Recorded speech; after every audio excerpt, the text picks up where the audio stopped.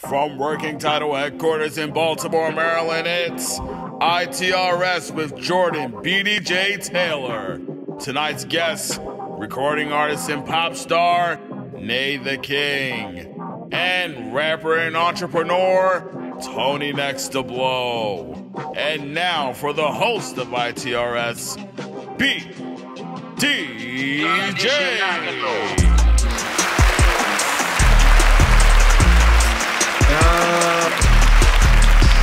It's good to be back. It is good to be back, man. Y'all here at ITRS Season 2 with your host, BDJ, a.k.a. BD from the county, a.k.a. the voice of the county, a.k.a. I see the game like Romo, a.k.a. I see the game like Lamar, a.k.a. Season 2 of Swayze TV. I'm not a flop. I'll cut that line. That's that bullshit. But yeah. Listen, I was off for a little bit. So this episode, y'all get to see a little bit behind the scenes. You get to see a little bit of me kind of working some kinks out, trying to get back into my rhythm. I think it's dope. You know what I mean? Motherfuckers don't really be honest or vulnerable about the process, about what it takes for them to, you know, get right or get that perfect take or get that perfect interview or whatever it may be that you may be saying. Not to say that this is like standard or nothing, but we here at ITRS try to keep it real, rough, rugged, and raw. Outlaw shit. That's a Tupac reference. I know, like, all of my 30 and over club card members. I know that probably resonated with y'all, reminded y'all of freak niggas and shit. But look, I'm here with wise words from a decent man. I'm here with a monologue for you. This show, this right here, this movement right here, Score Swayze's whole career, a lot of what y'all are seeing is all because of one common thing. And that's because people are shooting that shot, you know. That's the topic of the day. That's what we're going to talk about. Just not being afraid to shoot your shot, not being afraid to go after whatever you may want. Because it may seem far-fetched. It may seem like something that you can never do. It might happen, but not happen how you thought it would, you know. When it comes to TV, when it comes to media, when it comes to my roles and my positions I play, hosting a podcast, running a website, hosting a web series, these are all things that I always wanted to do, and I shot my shot at in traditional ways, but it didn't work out for me. But what do shooters do? Shooters keep shooting. Back in the day, I wanted a radio show. When I was at college, I was at UFD, I wanted a radio show. They rejected me twice for a radio show. I could have let that be the end of it. But nah, when you keep your energy right and you keep looking out for opportunities, one of your close friends hits you a year or two after you graduate and says, let's start a podcast, you know what I mean? I wanted to get all the internships in New York, to get internships in DC and do this and do that, but I picked the wrong major, so I could never get a journalism major. But if I would have let that stop me, I would have never shot my shot and started a demo tape. So it all kind of comes full circle. I apply for jobs at radio stations, I apply for jobs here. I've been rejected more times than I can count. If you really want some shit, you want to make it happen. And you will realize that it's not about where you do it or how you do it or how it looks. I'm not on CNN every day. I didn't know doing the fuck CNN anyway. I don't have a talk show on Vice, but if you let shit like that stop you, and you never know, you may be blocking your blessing and it leads you to creating a show on your own. The dream might just not be for you. It might just be something, okay, fuck that. But listen, shoot your shot regardless, try your best regardless, try your hardest. Whatever you dream, you can make it come true. That's why I call myself BDJ. That's what the BD is for, big dreams, because I feel like it's starting to become a testament. It's starting to be clear that when I say shit and I say like I dream, I want to do this, I want to do that, it has a certain kind of way of coming to fruition. So if I can do it, you can do it too. I'm just a regular guy that works a little hard and gets a little less sleep and that shit and drinks way more tea. Actually, no. Drink hella tea. That's good for you. My nutritionist told me that. Drink 4 to 5 cups of tea a day. But look, aside from the nutrition fact, we got a great show for y'all coming up tonight. It's an episode of Kings. We got King Tony. We got King Nay. We got King BD in the cut. Hey, man, what more do you ask for? If you want to advertise with us, make sure that you hit up Score. Make sure you hit up Score Swayze. I'm sure you're going to put some like cool little digging graphics and I don't know, some cool shit right there. Or like an email or Gmail or something. But if you want to advertise with us, you want to get your product featured on this program and, you know, just build a connection because we're two cool ass niggas. All right, the opportunity is yours. Great show coming up tonight. See y'all soon.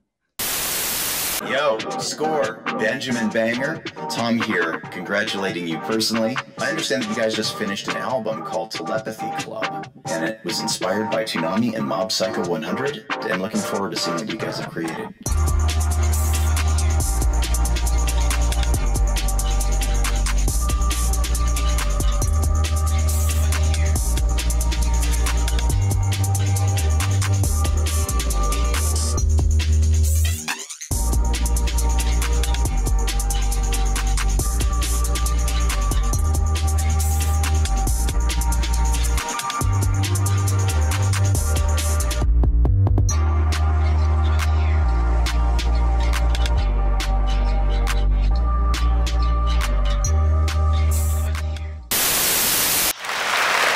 sir. Yes, sir.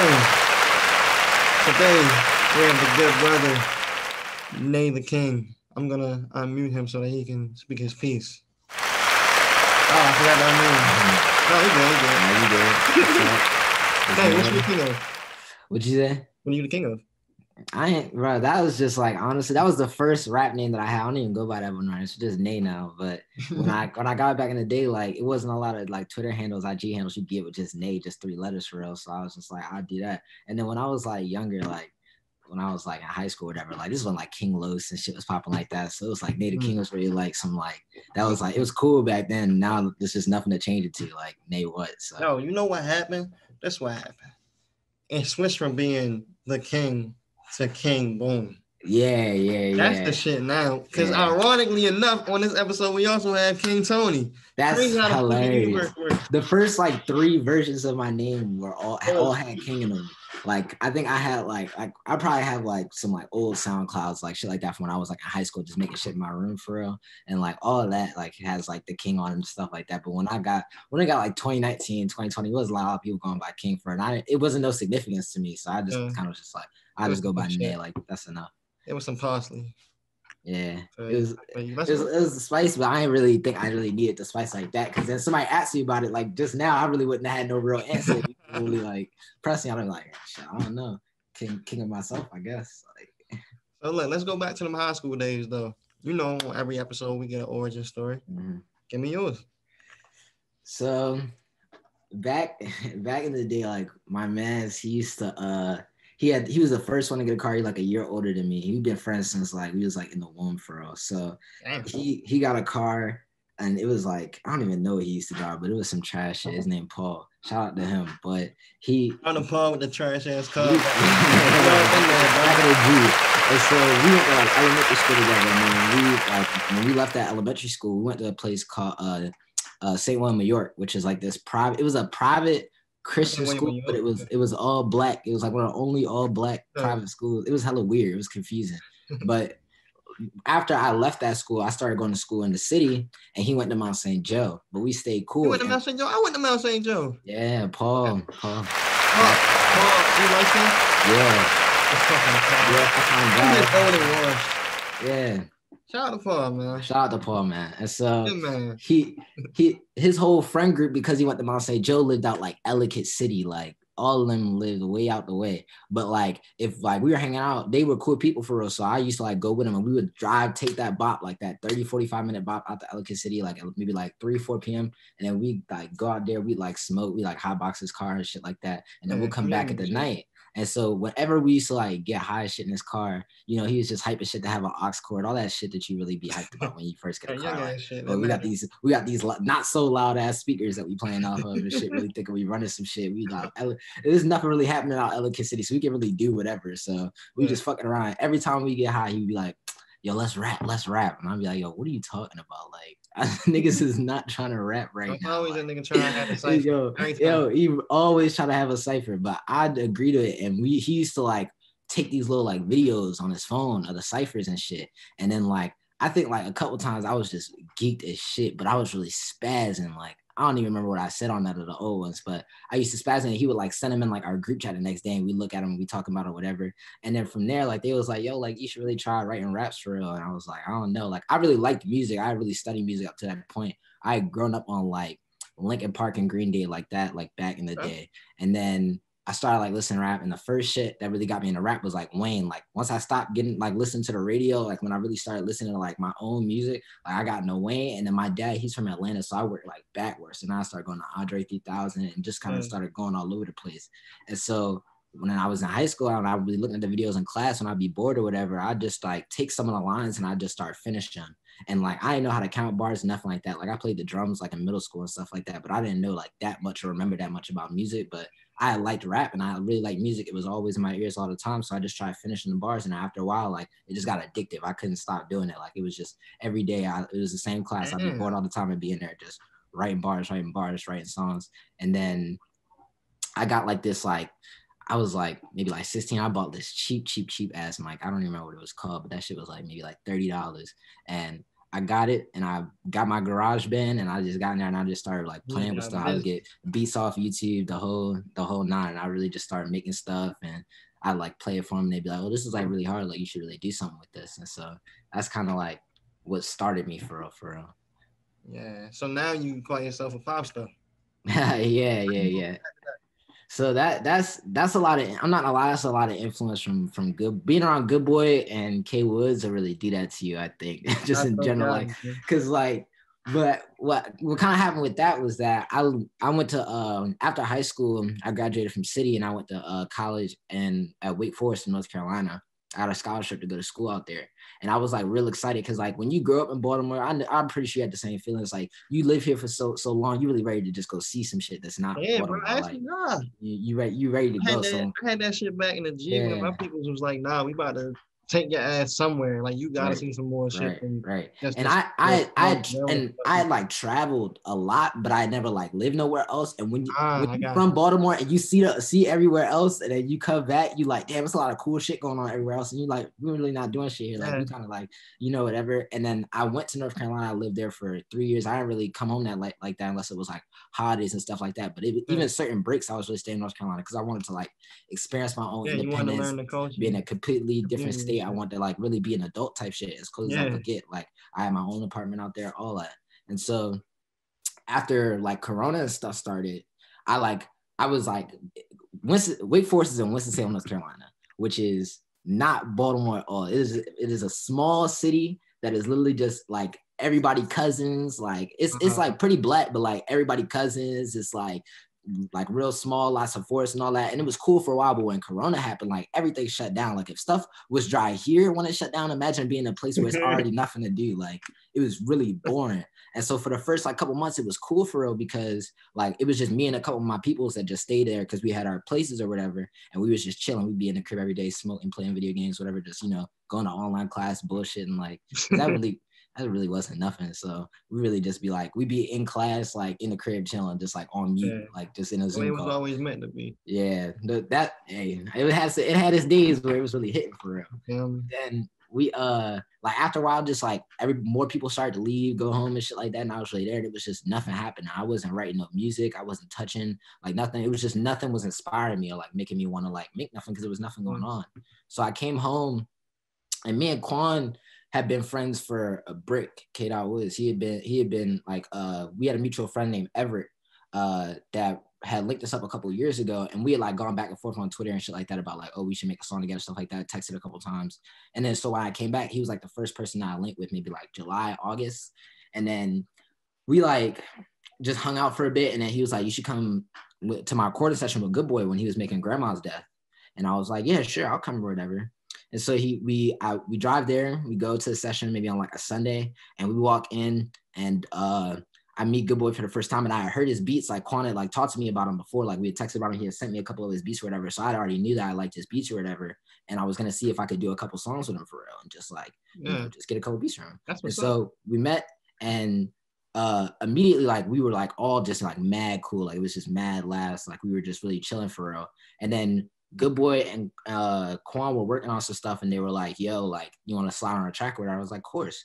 And so we did real organic, like like really organic. Like Good Boy's just a really organic nigga. Like you talk to him like he's like a make it from scratch. Like he'll play the piano and all that shit in front of you. So like he like made a beat in front of us, and we were just like, all right, bet, let's get on it. So we write to it.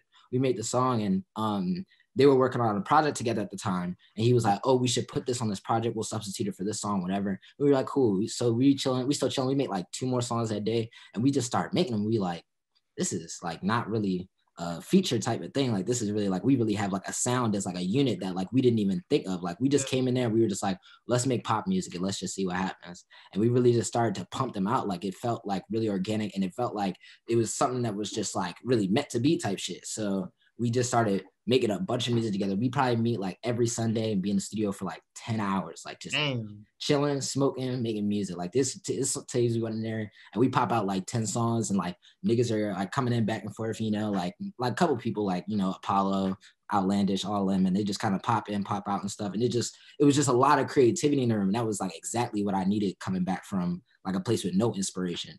And so that was the whole process of like new beginnings over that 3. New beginnings. Yeah. God damn.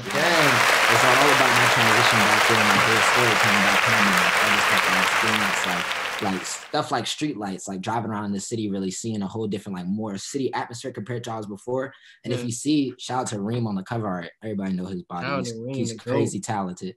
Good man's, but on the cover art, which he went absolutely crazy on, it looks like I'm like coming out of a forest into the city, and it's like an imitation of Baltimore, like a futuristic interpretation of it. And so like I remember sending him I just sent him the demos. I sent him all the demos, and I was like, yo, like this is the story behind how I made this shit. I just want you to kind of have your own creative vision with it. Like this is some ideas that I had, and he just like put it all into like the perfect type of image for real. So it just really all came together really organically, and that's really all I wanted from the whole thing, was to just get back into the city as a whole, both from like a project stance, but as like a, you know, meet people, really like understand what's really happening. And it gave me such a bigger appreciation for Baltimore as like a place. Like when you live here for mad long, you don't really get to see all the special, like unique beauty shit. Yeah. But then when you leave, you come back, you like, damn, I miss niggas from Baltimore. You know, I miss the culture, I miss all that shit. I miss the chicken boxes, nothing like that. That's like here for real. So it was that whole process, and it was really cool. That's beautiful, bro. Let the people know where they can find you. Let them know what's coming next. Let them know all that good shit. Wi-Fi cut out again. Yeah, my name is Nay. You can find me at naetheking on everything. Nay on Apple Music, Nay on Spotify. We got a lot coming next I can't talk about, but a lot of good collaborations coming, a lot of work with different people in the city. I can't wait for y'all to see for real. So it'll be a good time. Alrighty. Appreciate you, bro. All right, anytime.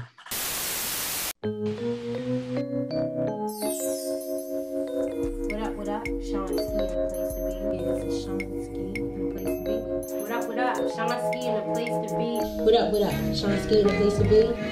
Watching me, watching me, watching me, watching me, watching me, watching me, watching me, watching me, watching me, watching me, watching me, watching me, watching me, watching me, watching me, watching. Them niggas watching, hoppers running from the cops. ITRS is brought to you by Swayze TV. It's just fucking television. And Working Title Podcast. Catch all new episodes 11 a.m. every Monday morning. Back to the show. He been doing it for a long time, man. I remember back in the day, we threw a show. I can't tell you the year. I can't tell you the name of the show. I can't tell you where it was at, but he actually performed. That was a very shitty story. Sorry about that, but hey, it'd be like that. It's television. But we got King TonyNextToBlow, the man, the myth, the legend. What's good, bro? What's up with you, bro? What's up with you? Good shit, bro. Just maintaining. I know you said before we hopped on that you was focused right now. What are you focused on? What's got you so locked in right now? I actually just built my own studio for real. That's why I'm sitting there. That's a motherfucking applause for that. When I'm opening the store, yeah, hell yeah, I'm in my studio. That's hard, bro. Salute. How long has that been a goal of yours? How long has that been your intention to build your own studio? I feel like that's every rapper. Every rapper want their own. You feel me? But I know that's something like niggas don't never really sit and lock in on. You get what I'm saying? Yeah. So I just like I took a different route. You feel me? I know niggas, everybody had a good run with it, you mean? With the coronavirus brought the hustler out of everybody. I tried to figure a way I could make my money, make some money for me. And I was just spending so much money at the studio, you feel me? I'm like, shit, man, this shit. I probably spending like $10,000 a month on this shit. I could spend $10,000 built my own shit, you feel me? And I'm already winning 2 months in. You feel me? One thing we do here on Inside the Rapper Studio, we like to have people get their origin stories. So let's get into yours, bro. How did you get started in the game? What are some critical shit that happened? Like, what is your story in your words? I basically been rapping my whole life down there, bro. I ain't even on cap. I've been a rapper. Like I used to freestyle with my homeboys for real. And we watched battle raps real hard. You feel me? We watched battle raps real hard. Eventually I was like I did a couple raps. I rapped against a couple niggas for some money. You feel me? But I ain't probably take that shit serious. I damn near got forced to take that shit serious. You feel me? Like that shit was making me more money than the other shit I was doing. So it only made sense. You feel me? To just keep fucking. Then I just became a rapper. It's like I'm a rapper now. You feel me? I got you, bro. Let's go back to the battle rap joint real quick, because I know we got some fans out there that probably is fans of the battle rap. Who's your favorite battle rapper? Lil Nay. I respect it.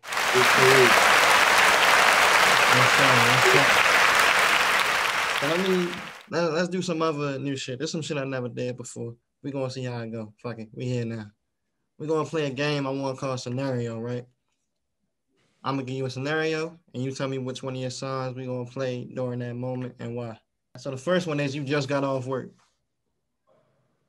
Long ass shift, 12-hour shift, tired as a bitch, but you free. What song you playing? Just got off work. It depends. What day it is? It's Friday, bro. It's Friday, and and just got on some shit today. Yeah. It's Friday. You off all weekend. Payday, you on some shit today. You paying on some shit today. There we go. There we go. So give me some applause, goddamn. You over there lacking on the board. Next one. It's some beef. It's a problem with a nigga, you feel me? What you playing? You can go a couple different. You probably gonna what? With it, probably. With it. Yeah, with it. I'm what was it for niggas? Look at there. Fuck yeah. Hide now. They hear a little water in them with it. So they hide now. We fully loaded with a pistol trying to slide down on one head. This is not the time to cry now. You gotta die now. Hell yeah. Yeah.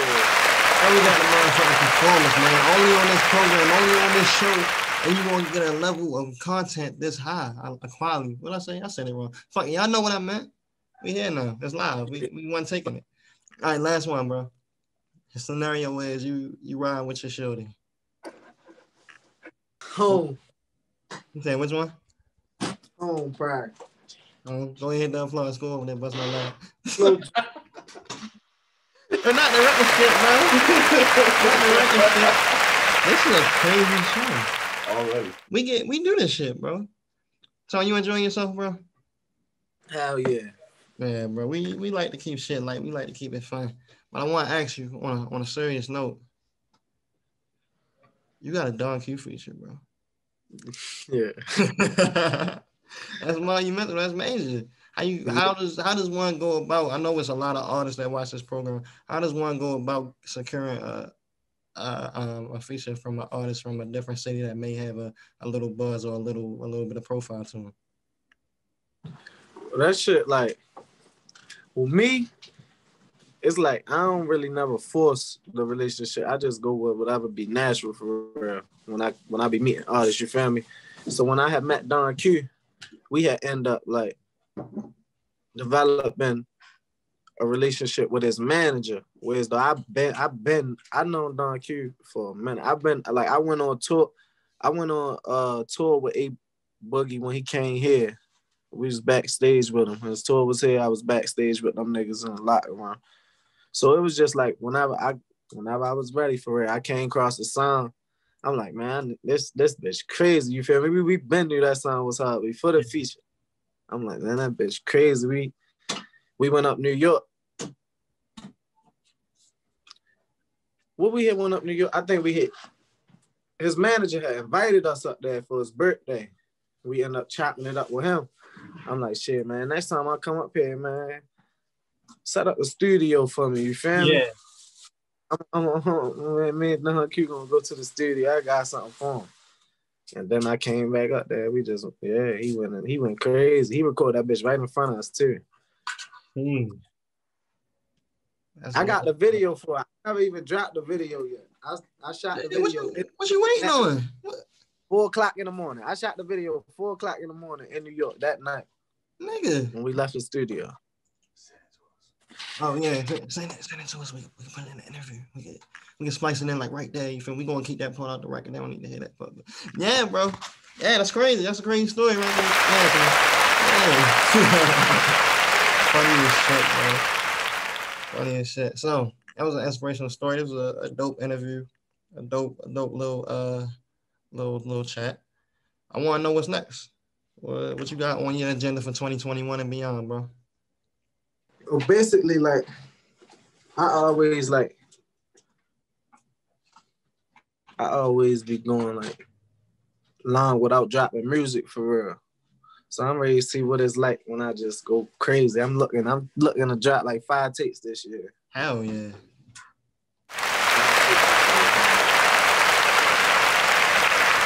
can't wait for it to drop, bro. Let the people know where they can find you. Let them know what you got coming. All that good shit, bro. Damn it. At TonyNextToBlow on Twitter and IG, bro. TonyNextToBlow on YouTube. Follow my Instagram for all the updates on me. I'm gonna go crazy this year, yo. Get up in your bag season. Can't wait to see it. Let's get the motherfucking applause. Oh yeah, look forward to my store, yo. Shop bag season coming 2021. That ain't the official name, but say that again. My store coming 2021.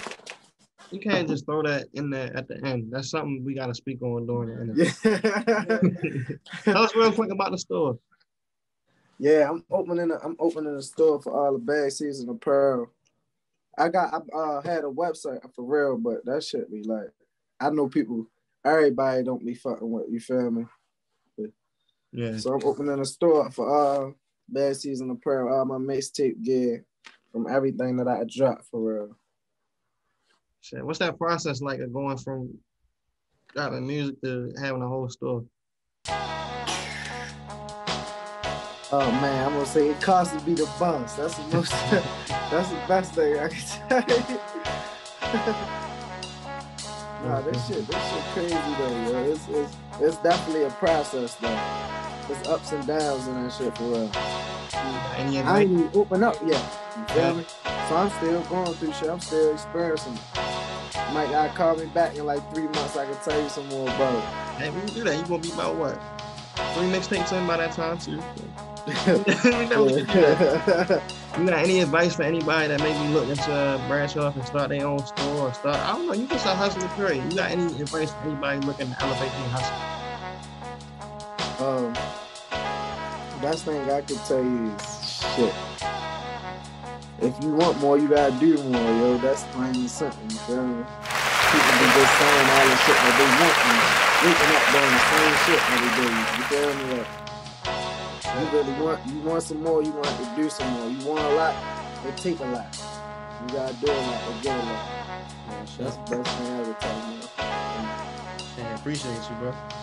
TonyNextToBlow. Every time, bro.